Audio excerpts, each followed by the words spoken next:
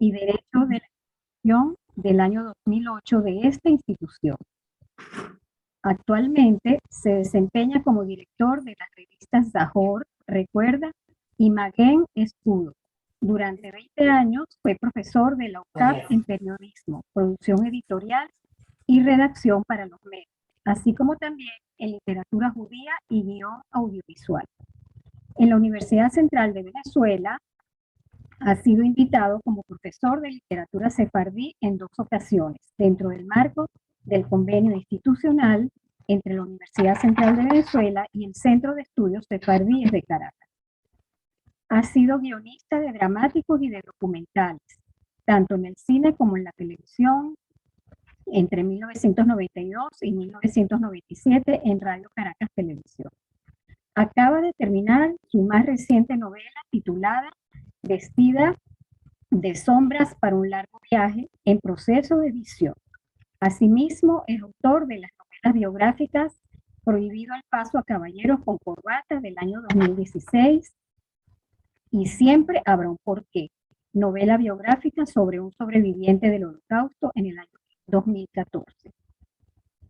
Así como también Bad Paul, el pensamiento de Gustavo Einstein en 95 editoriales de Nuevo Mundo Israelita, del que fungió como compilador.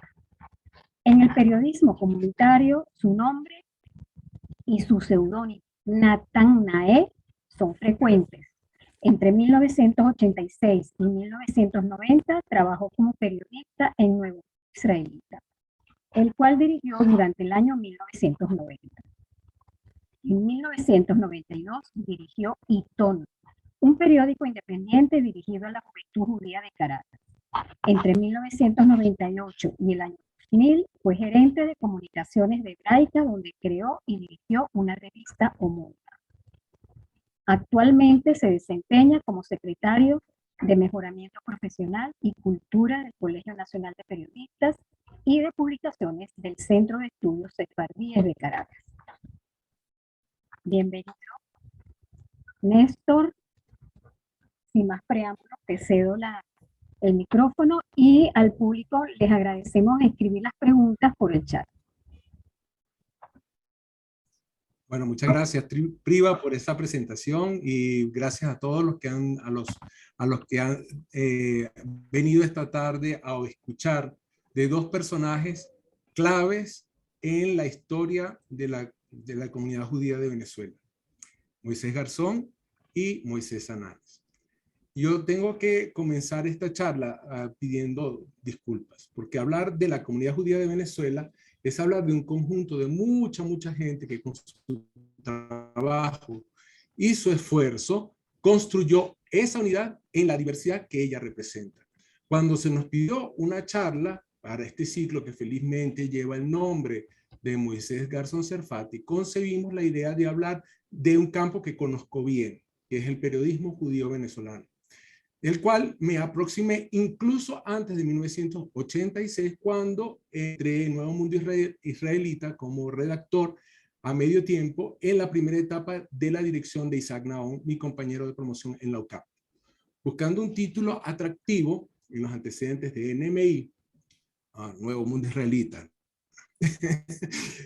caigo en cuenta de una feliz coincidencia. Las 2 figuras de Moisés Ananes y el epónimo de estas charlas me servían para parafrasear el epitafio de Maimónides, como una forma de señalar 2 hitos, 2 hombres que establecieron la pauta en lo que en la creación de un discurso periodístico aglutinador le ha dado brillo a la comunidad judía de Venezuela. Presento esto a manera de excusa porque ciertamente el periodismo no es un único elemento en esta obra de construcción de la identidad. Por ejemplo, ¿cómo no destacar la influencia enorme que tienen esto el Colegio Moral y Luces o Hebraica?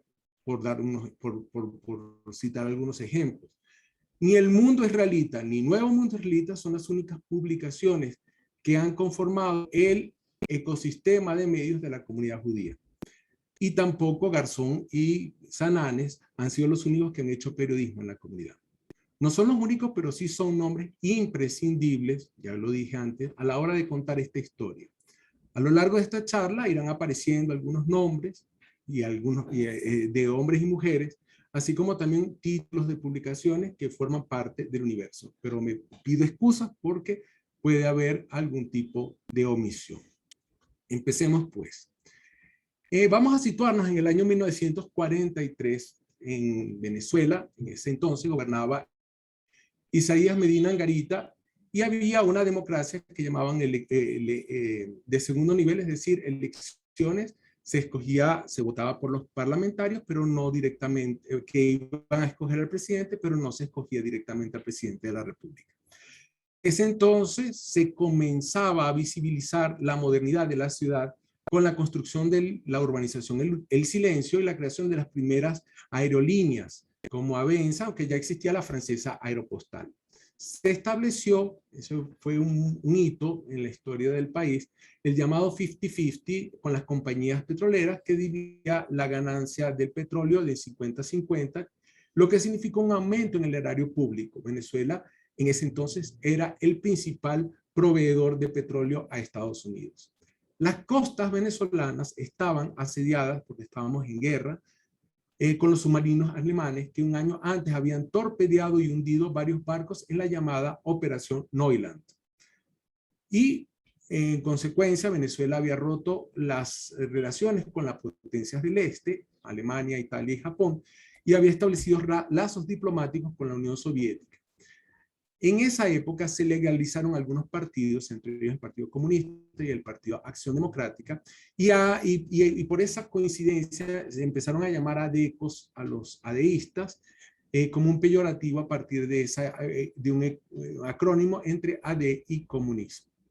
En el mundo, el Holocausto estaba en la llamada, ya había empezado la solución final en ese año 1943, el Tercer Reich de Hitler se declaraba Judenrein, es decir, decían que habían quedado sin judíos, comenzaba la destrucción del gueto de Varsovia y consecuentemente se dio el levantamiento de los partisanos en el mismo. Alemania había sitiado la ciudad de Stalingrado, pero en ese año es derrotada por los soviéticos. Y en el Pacífico, los estadounidenses y japoneses estaban en plena lucha por las islas del Canal. En ese año de 1943 había una comunidad judía, sí, pero era una comunidad pequeña, escasa, que había recibido un repunte demográfico con la llegada de 600 refugiados de Europa, de los cuales muy pocos hablaban español y estaban todavía en proceso de adaptación. La Asociación Israelita de Venezuela ya existía y contaba con un centro deportivo, el Centro Deportivo Israelita y la Sinagoga del Conde. La comunidad Ashkenazí sobrepasó en ese momento a la comunidad sefardí, pero estaba dividida en dos centros, el Centro Israelita de Caracas y el Centro Cultural y Social Israel. Muchos judíos de esa época ocultaban su origen por miedo a que en el futuro la Alemania nazi invadiera los países latinoamericanos y empezara una persecución contra los que aquí estaban. En ese ambiente, un periodista joven, bueno, no tan joven, tenía 33 años, Moisés Sanales, va al Centro Israelita de Caracas y ahí lanza un discurso sobre la barbarie nazi contra los que se había enseñado contra los judíos de Europa, y ese discurso lo publica El Universal. Llamo la atención sobre este hecho porque este hecho va a ser el detonante de lo que posteriormente se llamó el mundo israelita. Pero antes hablemos de quién era Moisés Sananes. Moisés Sananes, nacido en 1902, era hijo de padres provenientes del Marruecos español, había nacido en marzo de 1902, como ya dije, y era un periodista autoformado. En la época, era lo común que la gente, aquellos que tenían ciertas inclinaciones literarias, como el caso de Moisés Sananes, que era poeta, se empezaran a trabajar en en los medios de comunicación. Apenas tenía sexto grado y aún así se había interesado por la literatura y empezó a escribir en el Nuevo Diario, un periódico gomecista que dirigía Laureano Vallenilla Arnaz a la edad de 17 años. En 1922 se codea con jóvenes intelectuales antigomecistas como Antonio Arráez, con quien funda la revista Juventud Venezolana, pionera en el campo editorial, como primera revista juvenil que existió en el país. Trabajó también en El Sol, del periodista y miembro de la Academia de las Ciencias Políticas y Sociales, Francisco Gerardo Llanes. Luego participaría en la revista Vida y Arte, donde conoció probablemente a Nettie Bargrasser, que es una mujer que en ese entonces también se considera una de las pioneras del periodismo nacional, una judía. También participaba en la vida comunitaria como miembro fundador del Centro Hispano-Israelita de 1931 y del Centro Deportivo Maccabi de 1937. Para 1943, conmovido por los hechos europeos, lanza el famoso discurso del que hablaba hace poco, en medio de una campaña de recolección de juguetes y ropas para los niños judíos refugiados, que fue publicado en el Universal. Así bien, tenemos un autodidacta que, a pesar de una personalidad que gustaba de tener bajo perfil, se codeaba mediante el periodismo con la vida cultural venezolana, identificada con los movimientos democráticos de entonces, comprometidos con esos pininos de la comunidad judía fragmentada como estaba, y con una sensibilidad social evidente que a sus 40 años a los 40 años se torna emprendedor. ¿Qué pasa? En ese discurso, cuando sale en el Universal, se le acerca un señor llamado Eduardo Katz, Ashkenazi, y le plantea poner el dinero para establecer un periódico judío para la comunidad, que se llamaría El Mundo Israelita. Sananes aprovechó el oficio de periodista para hacer uso de la chutzpah, convertida en lo que hoy conocemos como valentía moral.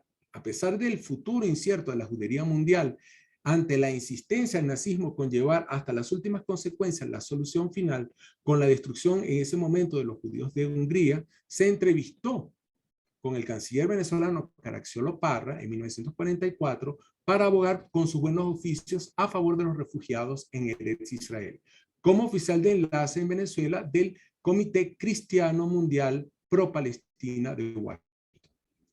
En el Mundo Israelita, que Sananes terminó comprándole a Katz al cabo de 3 años, este fungía de director, corrector, cobrador, distribuidor y quizás hasta fotógrafo, según palabras de Moisés Garzón. Este trabajo no impidió, toda esa actividad no impidió que Sananes siguiera colaborando con otros medios del acontecer nacional y de codearse con la intelectualidad democrática en la segunda mitad del siglo de los años 40, luego del fin de la Segunda Guerra Mundial y la crisis de los refugiados judíos que llegaban al mandato británico de Palestina. A pesar de su carácter y su temple introvertido, no le temblaba el pulso para escribirle a las autoridades nacionales y al cuerpo diplomático, como evidencia una serie de documentos que se despliegan en el libro El discurso del nuevo mundo israelita de su tocayo Moisés Sananes y Carlos García Eugenio, publicado por el Centro de Estudios Sefardíes de Caracas en el año 2002, donde se ven cartas enviadas a Miraflores, a la Embajada de Estados Unidos y a otras delegaciones diplomáticas destacadas en el país. Todo ello no nos hace extrañar que en 1946, junto con intelectuales de la talla como de Andrés Eloy Blanco, José Nuceta Izardi, Rafael Pisani, Eugenio Medina, Antonio Arráez, Pedro Veroes, Mario Briceño Iragorri, Juan Liscano, Lucina Palacio, Miguel Otero Silva y Nettie Bargrasser, Sananes fundara el Comité Venezolano Pro Palestina Hebrea, del cual fungió como representante de prensa.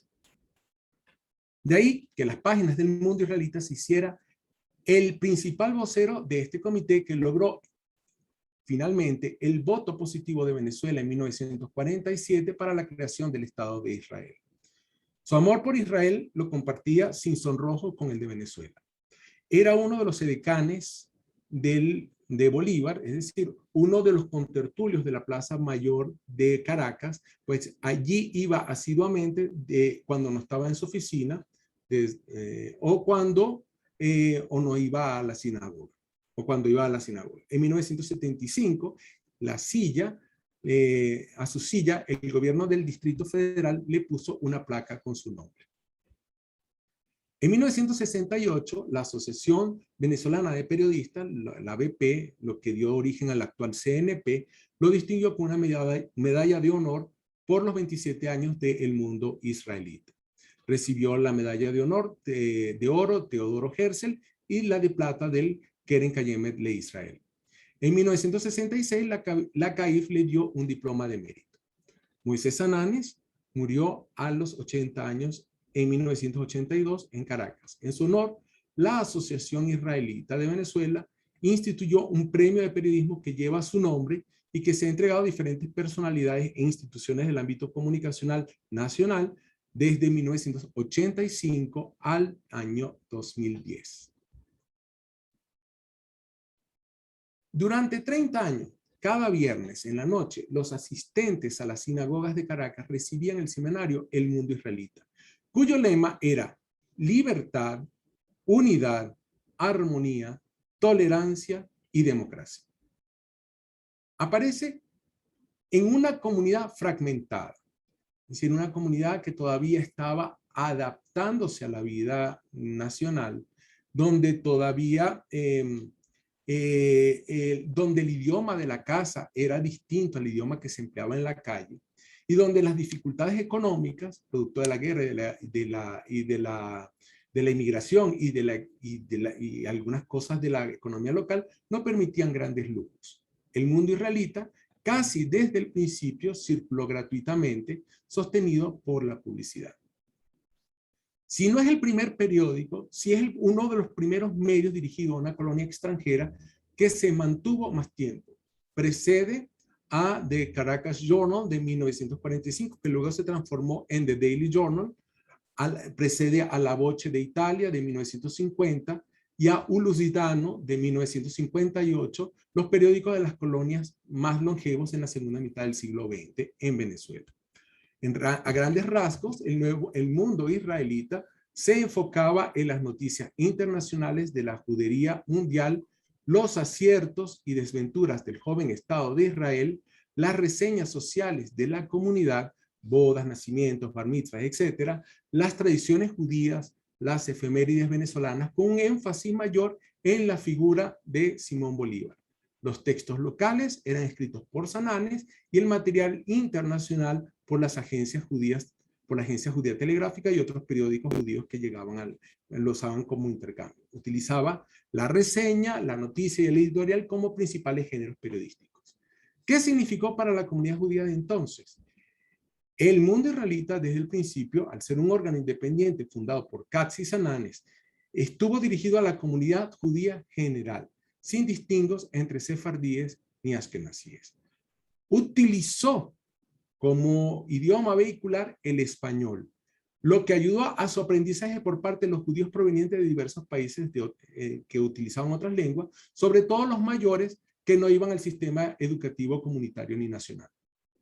Sin ser un periódico religioso, exaltaba los valores judaicos y las tradiciones, lo que permitió que el laicismo de muchos judíos llegados en los años 40 y 50 se matizara con el conocimiento de la religión. Profesaba un sionismo no deliberativo ni partidista. Es decir, no era un apoyo a Israel incondicional, pero no entraba en la dinámica partidista ni las divisiones que pudieran existir en el reciente creado Estado de Israel. Tenía como valor la democracia como ideología opuesta al fascismo y al nazismo. Hacia lo interno venezolano tenía una posición neutra en lo que se refiere a política y solo fijaba posición cuando se trataba de declaraciones adversas al Estado de Israel o a los judíos. utilizó la figura de Bolívar como un pivote de identificación de la colonia, y usó esa palabra porque era la palabra con la que se identificaba entonces la colectividad, la colonia judía venezolana con el país receptor. Como dijimos al principio, por su periodicidad y trayectoria, así como su presencia en las casas de los judíos, no solo en las casas de los judíos, sino también en los miembros de la intelectualidad venezolana. Por cierto, este periódico llegó a estar disponible, entregaban un único ejemplar en la aerolínea TACA, y el viajero podía pedírselo a la aeromoza. El Mundo Israelita fue la publicación judía que sentó, y lo puedo decir con muchos de los fundamentos ideológicos de la comunidad que conoció Moisés Garzón Serfati cuando emigró a Venezuela en 1958. Ahora pasemos a hablar de ese otro Moisés. Nacido en Tetuán, Marruecos, español, el 20 de noviembre de 1927, el otro personaje que reseñamos en esta aproximación del periodismo venezolano es Moisés Garzón Serfati. Si algo caracteriza a este caballero de Sion y de Sefarat, como una vez lo llamamos en una edición especial que hicimos sobre él en la revista Maguen, es el ímpetu con que acomete las tareas que se propone.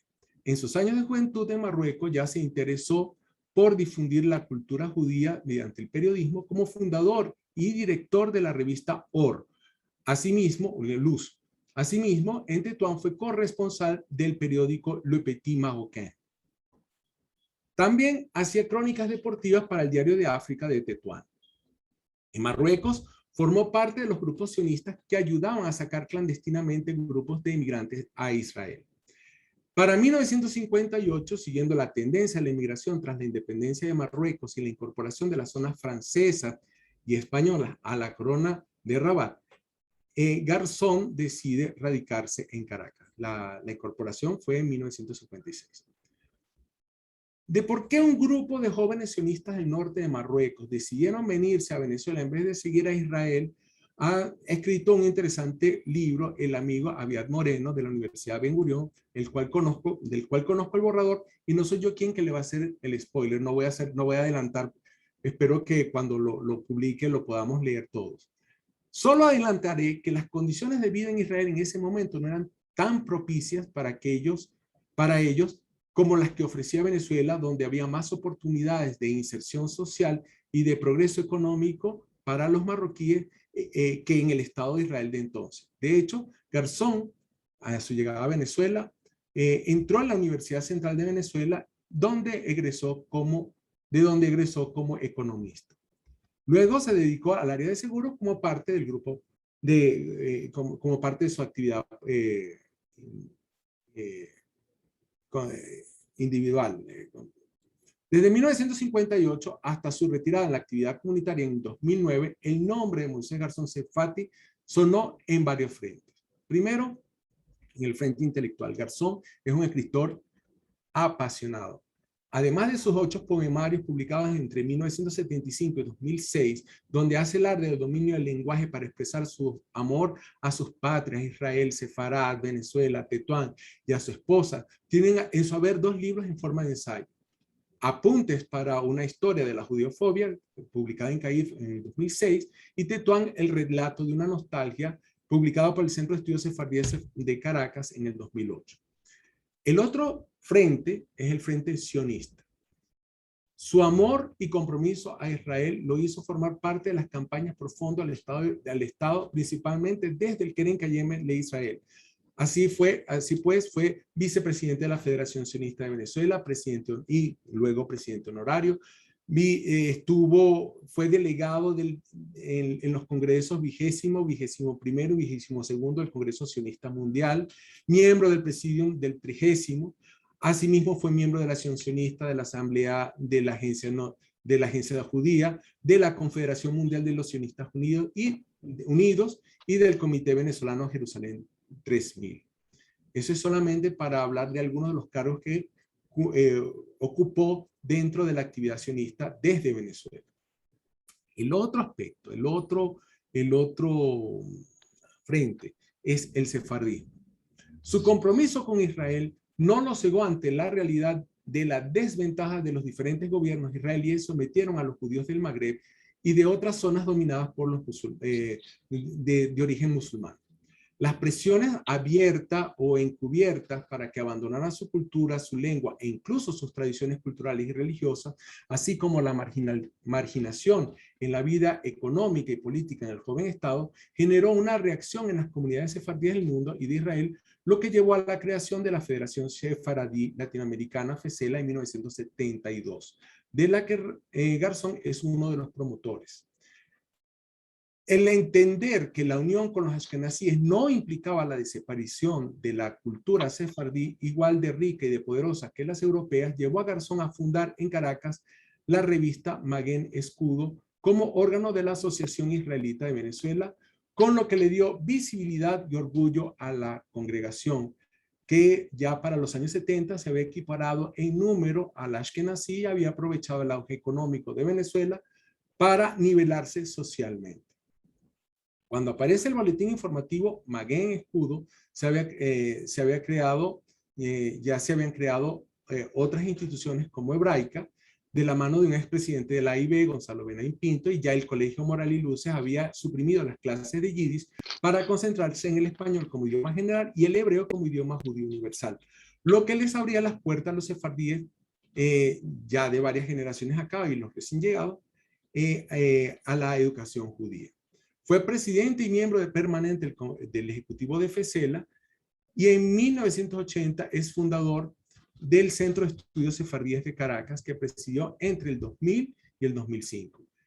Desde allí se promocionó la especificidad cultural del judío sefardí de Marruecos, no solo dentro de la comunidad judía de Venezuela, sino en su inserción cultural general, es decir, en la sociedad venezolana, mediante libros, concursos de cuentos, charlas, cátedras magistrales en la universidad, congresos, simposios, exposiciones, cineforos y las famosas Semanas Sefardíes de Caracas, que fueron impulsadas desde el Centro de Estudios Sefardí y que han sido muy exitosas. De este centro surgió la idea, por cierto, de la creación del Museo Sefardí de Caracas y luego de la reposición de Maguen, porque ya vamos a ver que Maguen desaparece entre el 1973 y el año 80, y reaparece como un trabajo como una revista de cultura y de trabajos académicos de investigación sobre el mundo judío en general y sefardí en particular. El otro ambiente, el otro frente donde Moisés Garzón se le trabajaba, se le veía, era en el sector, en el religioso. Garzón es un observante estricto, pero sin fanatismo. El judaísmo está asumido en su vida como una parte integral de su ser y este no lo aísla de sus inquietudes intelectuales por la literatura y la poesía e incluso la historia, que viene siendo el quinto elemento. Y el cuarto ámbito es el comunitario, donde Garzón no solo activó como presidente de la Asociación Israelita de Venezuela, sino también de la institución sombrilla de la comunidad, la Confederación de Asociaciones Israelitas de Venezuela. Lo hemos visto en actividades como fundando a la Sociedad Benéfica Tzedakah B'Seter en 1975 y el Fondo Comunitario de la AIB, así como también en diferentes campañas de recolección de fondos para Hebraica o cualquier otra, o muchas múltiples empresas comunes de la comunidad. Aquí se desprende también una interrelación con la comunidad ashkenazí y sefardí y su fusión con la sefardí. Así bien, en 1973, junto con el doctor Rubén Merenfeld, presidente saliente de la CAIF en ese momento, ambos miembros convencidos de organizaciones sionistas, dieron el paso para la unificación de los boletines Maguen Escudo de la AIB y Unión de la UIC, de la Unión Israelita de Caracas, para sacar un seminario institucional en el que participarían también otras organizaciones judías de Caracas, como la Fraternidad Bnei Brit, que dejaría de sacar su boletín Menorá, la Federación Sionista de Venezuela, la CAIF y posteriormente la Unión de Damas Hebreas. Así le propusieron al señor Sananes, ya en su séptima década de vida, la compra del Mundo Israelita y su conversión en Nuevo Mundo Israelita. Concebido como un seminario al servicio del pueblo judío, Nuevo Mundo Israelita mantuvo muchos de los principios editoriales de su predecesor, El Mundo Israelita. Por ejemplo, la centralidad de Israel, el apartidismo tanto en la esfera venezolana como en la israelí, un balance entre laicismo y religión, sensibilidad ante los problemas de la judería mundial, como el caso de los judíos de la Unión Soviética o de Siria, los temas del terrorismo, las guerras de Israel, el antisemitismo. Una exaltación de los logros de la judería mundial como propios, la utilización de la lengua española como lengua vehicular ya de toda la comunidad. Salía igual todos los viernes, iban a ser para ser repartido en las sinagogas y en hebraica, y posteriormente en las casas. En la época en la que yo trabajé en Nuevo Mundo Israelita, se imprimían 4.500 ejemplares. Se diferenciaba en lo siguiente: ya la colonia judía había dejado de serlo para convertirse en la comunidad judía. El volumen de la actividad de la colectividad era tal que en los años 80 que el número de páginas de Nuevo Mundo Israelita variaba entre 24 y 32 páginas. En un momento cuando el periódico estaba realmente chiquito, tenía 16 páginas. Lo nacional se medía en función de lo comunitario, porque se consideraba que el Nuevo Mundo Israelita era un complemento informativo de los medios nacionales, un complemento judío de los medios nacionales. Se buscaba, eso siempre era una de las cosas que se me dijo cuando apenas entré, y debo decir que se me dijo, era parte del comité editorial que formaba Moisés Garzón, por cierto. Se buscaba un balance interinstitucional, es decir, todas las instituciones deberían estar reflejadas en el Nuevo Mundo Israelita. Uno de los cambios que se dio antes de que yo entrara, pero desde el principio, fue su profesionalización con periodistas, en su mayoría universitarios y formados en comunicación social específicamente o en carreras afines. El periódico comenzó a llegar a las casas por un sistema propio de distribución que se autosostenía con el reparto de otras publicaciones, publicidad o de invitaciones, además del subsidio comunitario que recibía. La línea editorial se discutía con un comité y ese comité estaba conformado por representantes de las distintas organizaciones importantes, la Federación Sionista, la Fraternidad Bnei Brit, la Unión de Damas Hebreas en un momento, la CAIV, la Asociación Israelita de Venezuela y la Unión, que eran oficialmente los dueños. Sería cometer tengo una duda de si nombrar o no nombrar, pero voy a nombrar algunas personas que recuerdo que conformaron ese comité que ya no están con nosotros. Por ejemplo, el doctor Rubén Merenfeld, Peter Mayer, Ricardo Iglicki, Jacobo Rubinstein, Marco Igliansky, pero también había otros nombres y se me van a escapar muchos: Nathan Saimay, Cheren, Eliezer Rotkov, Abraham Levy, Emma Schwartz, Priscila Becas, Estrella Chocrón, David Cohen, Simón Sultán, Isaac Naón. Por lo menos eso es lo que recuerdo. Y disculpen que no nombre a todos, evidentemente estoy cometiendo una injusticia acá. La composición del staff de Nuevo Mundo Israelita siempre fue muy variada, ni totalmente ashkenazí, ni totalmente sefardí, ni totalmente religiosa, ni totalmente laica, ni solamente masculina, ni solo femenina. A los nombres y eso lo vemos en la composición, o lo que podríamos llamar en la galería de sus directores. Había de todas las tendencias, había un balance, y hay un balance entre hombres y mujeres. Los directores de Nuevo Mundo Israelita, además de Moisés Sananes, estaba José Salzman, ZL, Alberto Bierman, Pablo Goldstein, Priscila Becasís, Judith Rossignani, Isaac Naón, Oro Halfón, Estrella Chocrón, Francis Rosales, Gustavo Arnstein, Jacqueline Goldberg y Sammy Rosenbaum, además de mí. Es un universo que conforma un universo personal, pero que también refleja un universo de ideas que le dieron vida al nuevo mundo israelita y que de alguna manera eso termina reflejándose sobre sus lectores, sobre su comunidad. Con el avance de la tecnología computacional, el nuevo mundo israelita se redujo en número de personas que allí trabajan.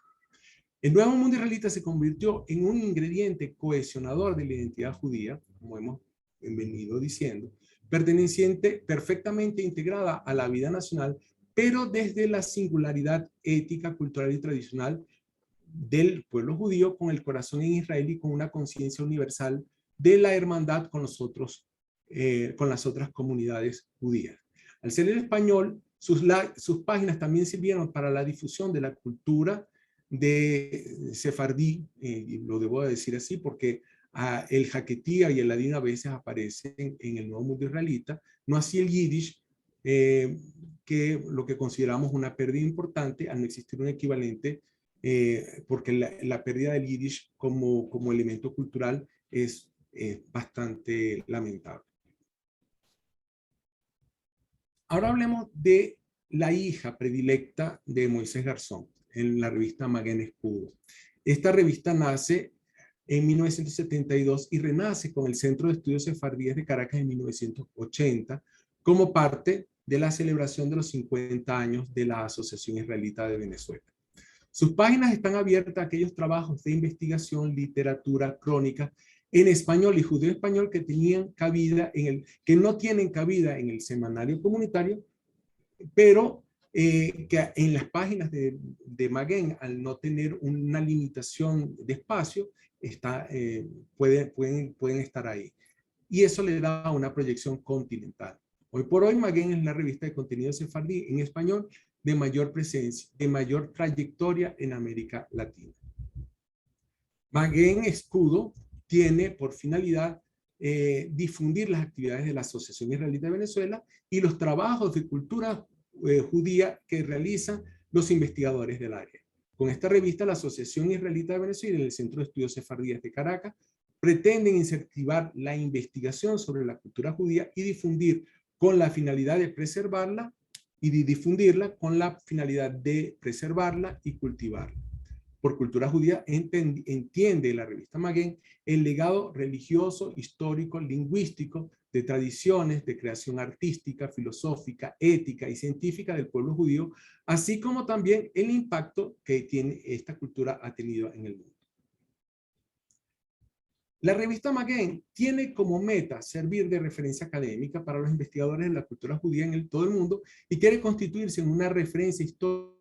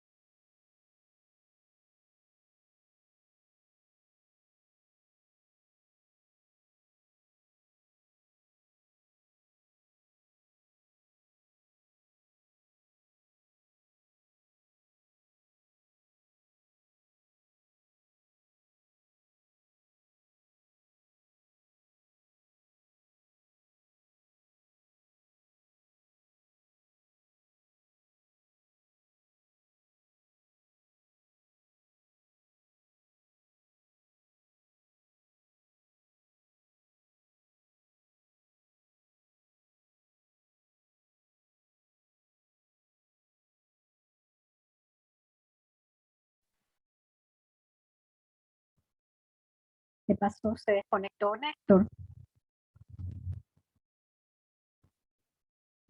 Aparentemente sí, vamos a ver qué pasó. Un minuto, ¿ok? Vamos a esperar. Dame un minuto para comunicarme. Creo que perdió la conexión de internet. Disculpe que me meta. Creo que perdió la conexión de internet porque ni siquiera lo veo. Vamos a llamar para ver qué pasó. Ya regresó. Néstor, estás en mute. Ok. He vuelto. ¿Ya volví otra vez? Sí. Ok, disculpen. Estas cosas del internet y del Zoom nos pone realmente nervioso. Bueno, les comentaba que el lector consuetudinario de la revista Maguen Escudo es alguien con conciencia del aporte cultural del pueblo judío al mundo y dentro de ese panorama sabe apreciar el papel de los sefardíes. Comprende la importancia de la diversidad cultural como base de la riqueza espiritual de los pueblos. Y asimismo rechazará el antisemitismo y otras expresiones de odio. Recuerden que la revista no solamente llega a los judíos, sino también se ha utilizado como un puente entre la comunidad y el resto de la sociedad venezolana. Se entenderá ese lector la necesidad de preservar las judeolenguas como un elemento esencial de la elaboración cultural del pueblo judío, rechazará el antisemitismo y otras expresiones de odio como enfermedades sociales y como enemigos de la paz y de la convivencia ciudadana. Valorará la centralidad de Israel como garantía de la preservación del pueblo judío y de su cultura, concebirá a la comunidad judía como integrante de la sociedad venezolana y respetará su compromiso espiritual y solidaridad con el Estado de Israel y las comunidades judías en toda universal. Quiero hacer una reflexión final. Yuval Noah Harari señala muy acertadamente que las comunidades humanas se forman alrededor de los mitos y de las narrativas comunes. En la construcción de esas narrativas, de esa historia común, desde que la prensa se hizo parte de la vida de las sociedades modernas, el periodismo tiene un papel muy importante. Más hoy en día con las redes sociales donde las fronteras reales y virtuales se confunden para la conformación de reinos y repúblicas. Ya podremos hablar de la república de Facebook o el reino de Twitter o de TikTok, donde no hay súbditos ni ciudadanos, sino comunidades de lectores, suscriptores, contactos y seguidores. En la construcción de la comunidad judía de Venezuela, tal como la conocemos, el origen étnico y el grado de religiosidad se superaron en la construcción de una identidad. Adelantándose a la globalización, la palabra judío se convirtió en el punto de partida para la identidad, independientemente de si se trataba de Tevi el Lechero, de Doña Gracia Méndez, del refusnik de la Unión Soviética, de la conversión forzada de Abraham Senior ante los reyes católicos, del primo de Marrakech que vive en las Mabarot del sur de Israel, del emprendedor israelí que inventó una máquina para extraer agua del aire, del ataque terrorista en una sinagoga en Estambul, del judeo de Zapato en Lisboa del siglo XVI, de las diferencias entre la Dafina y el Chulen, del rabino volador de los cuadros de Chagall, del descubrimiento de una mikve en Santana de Coro, del poema de Emma Lázaros al pie de la Estatua de la Libertad o del guitarrista de Kiss que se pinta la cara. La prensa judía venezolana no ha hecho distinción y lo ha convertido en parte del nosotros, con sus aciertos, sus dolores, sus quebrantos y sus angustias existenciales.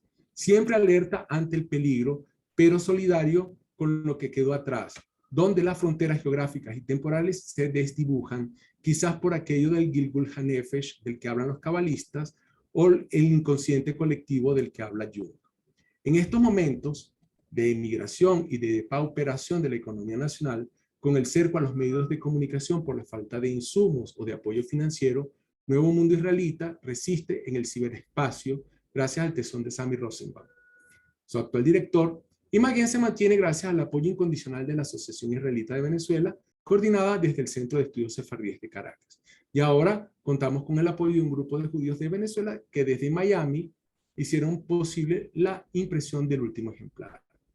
En 2023, Nuevo Mundo cumplirá su primer medio siglo como órgano institucional de la comunidad judía de Venezuela.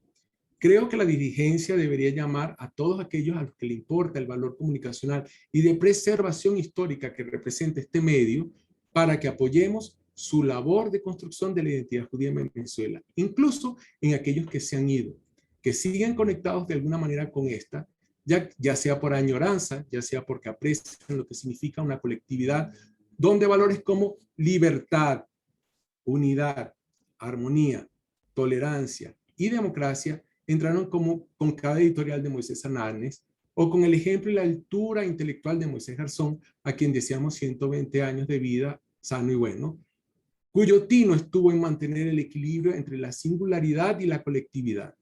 que se reconocen como partes del corpus axiológico de la colectividad hasta el día de hoy, de lo que es y será la comunidad judía de Venezuela. Muchas gracias.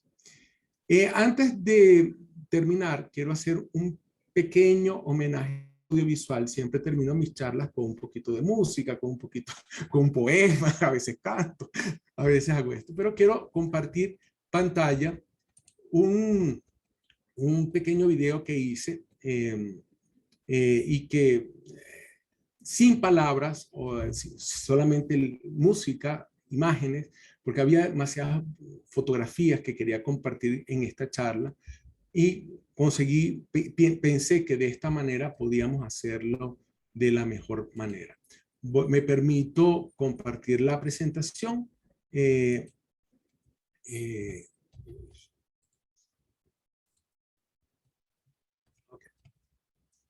Espero que lo disfruten.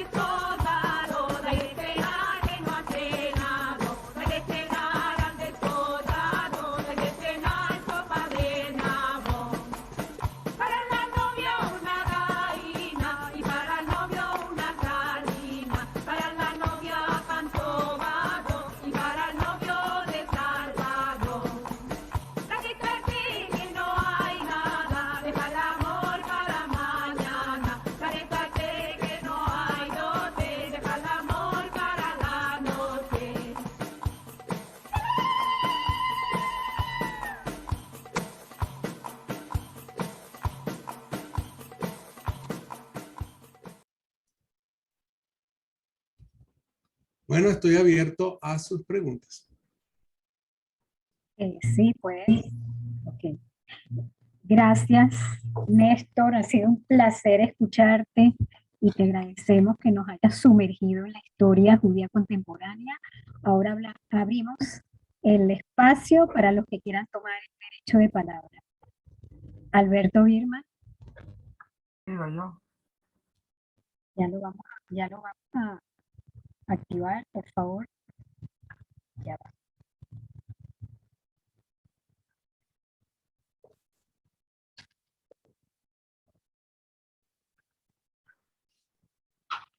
Carlos. Ya, ya. Habla.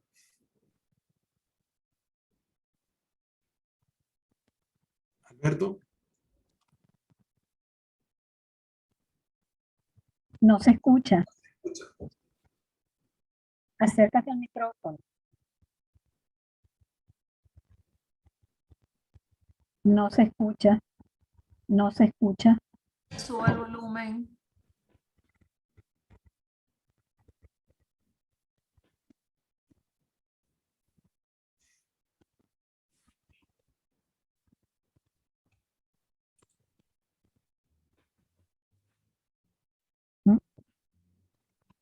¿Será que tienes puesto unos audífonos por ahí? No, no, no. Ah, ya Ahora, sí, ya. ok. Quería felicitar a Néstor por la excelente charla, nos nutrió muchísimo. Es una parte de la historia importante de la comunidad. Habrá que escribirlo, no dejarlo en el aire, no dejarlo en la grabación. Bueno, quería hablar un poquito sobre los dos Moisés con los cuales yo trabajé. En 1973, a finales de 1973, tuve el honor de ser el director del Nuevo Mundo Israelita después del señor Saltzman, que estuvo un muy breve tiempo ahí. Y todavía el señor Moisés Sananes tenía vigor para instruirme a mí de qué hacer y cómo orientar un poco al semanario.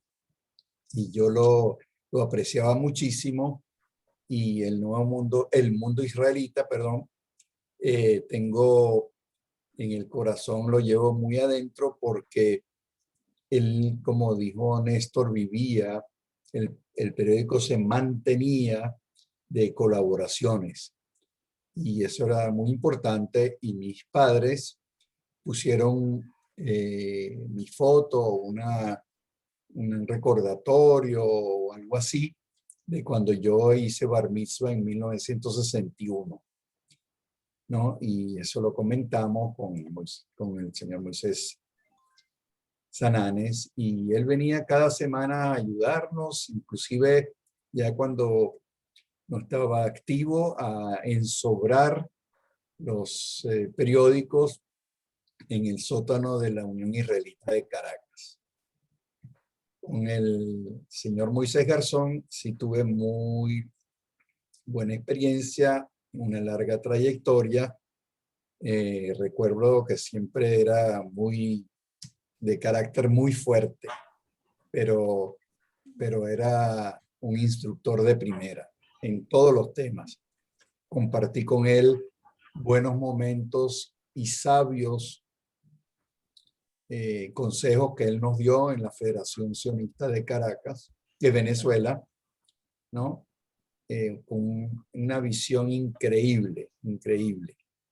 Y a él lo aprecio mucho, y también me orientó muchísimo en el periódico, cómo debía llevarlo, y etcétera, etcétera. Algo que quería mencionar, que no viene al tema de ninguno de los dos Moisés, y es para que Néstor quizás se lo grabe, y es que hubo un periódico en Yiddish que editaba Abraham Stempel. Yo creo que él mismo no sé qué sistema utilizaba, pero él era el editor, impresor y todo esto en Inch, y eso no hay que olvidarlo. Bueno, espero Prensa que... israelita. ¿Perdón? Prensa Espero... israelita. ¿Ah? Ajá. Der Espero- Zeitung, no era Der Zeitung, el periódico. No recuerdo. Sí. Espero que siga cosechando el CESC, el Centro de Estudios Sefardíes de Caracas, junto con otras instituciones, incluyó la Federación Sionista de Venezuela, sigamos esforzándonos en difundir el judaísmo en todos sus ámbitos. Bueno, hasta luego y gracias y saludos. Gracias, Alberto, por tu participación y enriquecimiento de nuestra historia. ¿Quién más quiere tomar la palabra?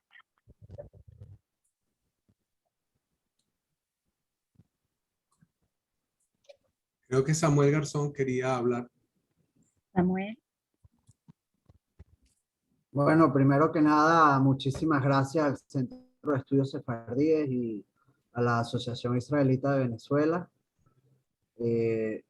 por esta charla tan especial por muchos sentidos. Personalmente, yo como el hijo menor de mis padres, recuerdo uno de los artículos que mi padre publicó en el periódico Nuevo Mundo Israelita. Y el título de ese artículo decía Los hijos de papel. Y realmente él, a través de ese artículo, yo como hijo biológico, también me identifiqué muchísimo. Siento de que todo el cariño que él le colocaba, me acuerdo los fines de semana, mi padre sentado en su mesa recortando los artículos, las fotos que iban para cada artículo, para la revista Maguen también.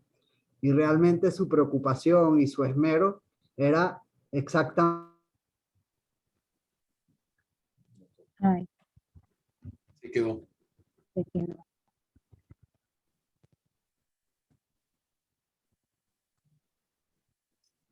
Bueno, mientras retomamos con... Ok, Rebeca Perle ha pedido la palabra. ha pedido la palabra Rebeca Perle. Dani, ¿puedes?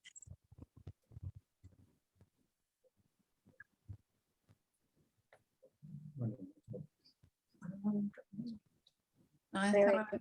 Rebeca, Creo ¿la que volvió, escuchaste? creo que volvió Samuel. Aquí está Samuel. Ok, como estaba diciendo, que realmente es un honor decir que soy hijo de Moisés Garzón Serfati y de mi madre también, Alegría Barchilón. Y sinceramente que estoy muy agradecido por esta charla, este homenaje también.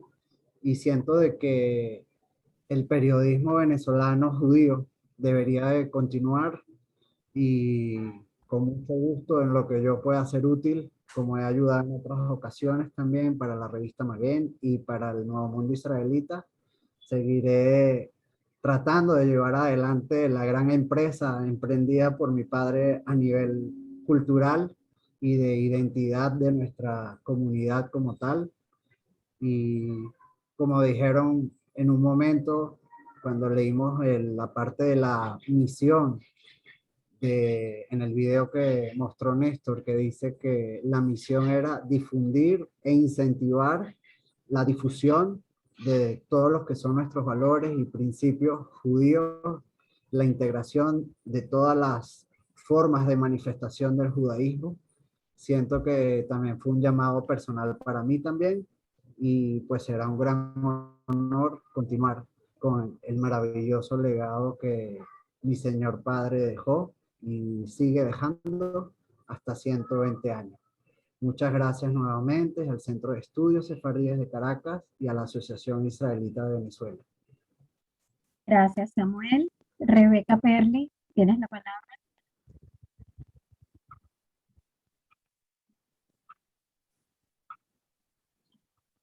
Rebeca no está. Rebeca. Ok, aquí les voy a leer unos mensajes que han escrito. No, Rebeca sí está. Excelente charla, Néstor. Felicitaciones de Priscila Becasi, Cola Cabot, Néstor, Antuisevi. Camila Rofé escribe: felicito a Néstor por tan excelente charla, lucido, como siempre. Excelente el video final. ¿Cuál es la fuente de la hermosa música con la que acompañaste el video? Ok, la primera es una canción tocada por el ensamble Sintagma, que se llama Finales de Siglo, es una canción venezolana. Después, la segunda que se utilizó es una versión de la Tikva, de un grupo israelí, ahorita no recuerdo el nombre. Luego teníamos el Amanecer del Alba de Paniagua, y una composición de una canción publicada por la comunidad judía de Madrid, tomada en una sala donde unas mujeres cantaban Dai de cenar, que es un tema tradicional de bodas sefardí que termina con una barguala. Sí, yo tengo una pregunta. Ambos eran judíos, ambos estaban identificados totalmente con su identidad judía. Uno era autodidacta periodista, el otro era economista. Desde las fortalezas de carácter, como periodista, Néstor, tú que también eres periodista, ¿qué marca a un periodista? Bueno, primero, el periodista tradicional es una persona que tiene una tendencia a la difusión de una vocación literaria. Y esa vocación literaria luego la enfoca hacia la búsqueda, la difusión de los hechos. Pero también, para ser un buen periodista hay que ser una buena persona. Hay que ser una persona con sensibilidad de lo que pasa. Y la urgencia que mucha gente debe sentir de la necesidad de difundir informaciones para generar, para ayudar a la gente a entender el mundo donde vive. La comunidad judía en 1943 y en 1973 estaban viviendo en los dos momentos, por circunstancias distintas, estaba en peligro. Recuerden, en 1943 el Holocausto, en 1973 la guerra de Yom Kippur, los ataques a las comunidades, y el comienzo del terrorismo en los países, en toda Europa, a partir de la OLP. Recuerden, y el antisemitismo transmutado hace que, que algunas personas sientan la motivación de decir lo que está pasando, sobre todo porque el antisemitismo es una deformación de la verdad. Entonces, estos periodistas, estas personas que sienten ese amor por el periodismo, también ese amor por la verdad, para combatir un prejuicio tan negativo como lo es el antisemitismo. Y eso, así lo entiendo yo, esas motivaciones, esa preocupación, tanto de ambos Moisés y de todas las personas que en algún momento determinado de su vida optaron por el periodismo como una forma de vida. Ya siempre como una necesidad de decir la verdad para orientar a la gente que está para servir a una comunidad, para servir a una sociedad, para tomar decisiones informadas. Gracias, Néstor. Rebeca Perli está levantando la mano. Rebeca, ¿la desbloqueaste, Ana? ¿Sí? Bloqueada. Rebeca habla. Bueno.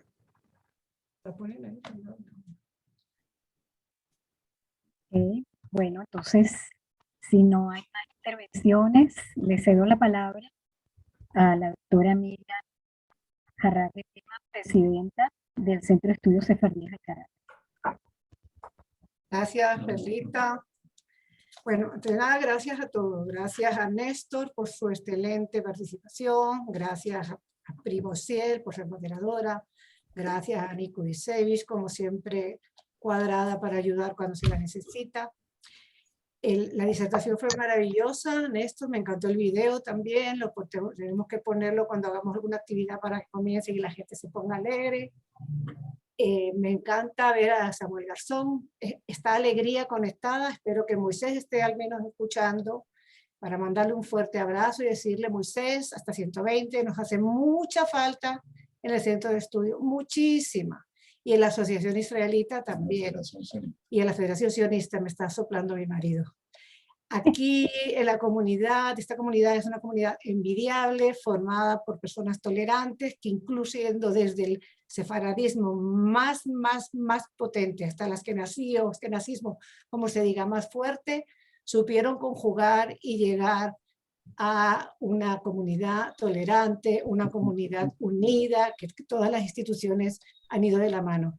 El único deseo que tengo de verdad y que tenemos que tener todos es que esto continúe, que la comunidad sefardí askenazí, con todas las diferencias que podemos tener, sigamos trabajando unidos porque somos una comunidad de verdad ejemplar en todo el mundo. Quisiera agradecer a todas las personas que participaron, vi a personas desde España, al señor Momi Sultán, se recuerdan de él, que era asiduo de todas las reuniones, desde Madrid está Gerda, etcétera, etcétera, etcétera. Gracias a todos y me permito una cuñita. Ustedes saben que el 30 de noviembre se conmemora la expulsión de los judíos de los países árabes e Irán. Vamos a tener una actividad en el marco del Centro de Estudios Sefardí de Caracas el 25 de noviembre, 24 o 25, no me recuerdo, uno de estos 2 días ya les mandaremos la información para conmemorar este evento. Si desean, mañana hay una actividad también muy buena de la Federación Sionista con Leo Corri, que va a hablar sobre la actualidad israelí, y el 29 el Museo Sefardí, Abraham Levy también tiene una excelente charla. Asistan, escuchen, aprendan, y muchas gracias y un abrazo. Ay, un momentito, aquí tenemos a Perli, Rebeca Perli, apareció. Bueno, yo quería antes que nada felicitar por supuesto a Néstor por esa charla tan interesante, tan importante, y por supuesto al Centro de Estudios Sefardíes que está haciendo una labor tan importante para toda la comunidad y para el público en general. Y por supuesto un saludo muy especial para el doctor Garzón, que lo tengo en el corazón porque he trabajado muy estrechamente con él en la Confederación de Asociaciones Israelitas de Venezuela, y además de ser un erudito en materia de judíos y de sefardíes, él es un poeta, y como poeta ha escrito libros tan importantes como La Voz de la Esperanza, Voz Delirante, Voz de Eternidad, y su voz vive en todos nosotros los que hemos tenido el honor de haberlo conocido. Cuando fue presidente de la CAIB, trabajé muy en estrecha relación con él, lo recordamos mucho, y gracias por ese homenaje que se le ha brindado. Bueno, el señor David Al-Bagli pidió la palabra. Bueno, yo quería saludar a mi querido amigo Néstor desde Río de Janeiro, al Centro Sefaradí de Caracas y a la Asociación Israelita de Venezuela por esta realización. Yo siempre pienso que así como estamos en el virtual, quién sabe más adelante construimos una red continental porque tenemos mucho a intercambiar. Y además, antes de concluir, yo quería pedir a los hijos del doctor Garzón que llevaran un abrazo de mi parte hasta él, porque ya tuvimos juntos en reuniones latinoamericanas y él es una persona que una vez encontrado, uno siempre lo lleva en la memoria y sus afectos también. Entonces transmito por los hijos un fuerte abrazo al doctor Garzón. Y una vez más, felicitaciones al Centro de Estudios y a mi querido amigo Néstor por la realización. Desde Río de Janeiro hablo yo. Sí. Gracias. Gracias. Gracias, señora Alpac. ¿Quién más quiere participar para dar finalizado este acto? Bueno, nos despedimos. Los invitamos para las próximas conferencias y actividades. Buenas tardes. Hasta luego. Buenas tardes a todos. Muchas gracias por asistir. Un aplauso.